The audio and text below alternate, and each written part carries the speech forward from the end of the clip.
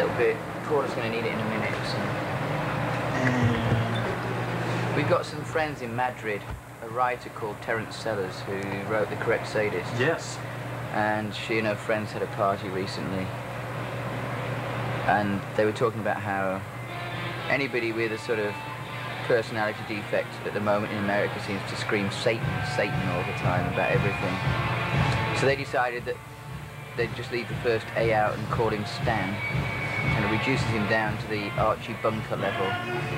You know, Married with Kids. You've seen that program? Which is about, right, so now it's Stan. Look out for Stan. What's this obsession people have with Stan, where they would say Stan, Stan, Stan, and sample Stan, and everything Stan? It's like...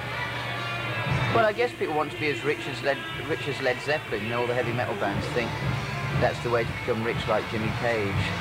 So they started emulating it and copying it, which force-fed the paranoid neo-Nazi Christians with an excuse to even amplify that myth into their reality as well and say, yes, it's true, it's all going on because these people are doing it.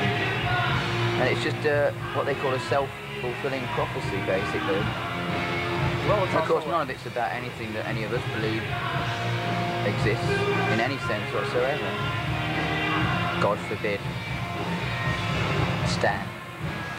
The nearest thing I think that comes to any theory that makes sense about it is the Process Church, where they talk about the unity of Christ and Satan, and they say that Christ said, love thine enemies, and Satan was the enemy of Christ. So until Christ and Satan are unified and able to love each other, the world cannot be saved and cannot get back to God, which at least is logical. Balance. Yeah, some kind of balance, yeah. Which doesn't happen very often with religious dogma. So in its own way, these idiots yelling Stan, Stan, Stan may be helping balance things out. Maybe not. Probably. No, to some extent they probably are. It's like action and reaction are equal and opposite.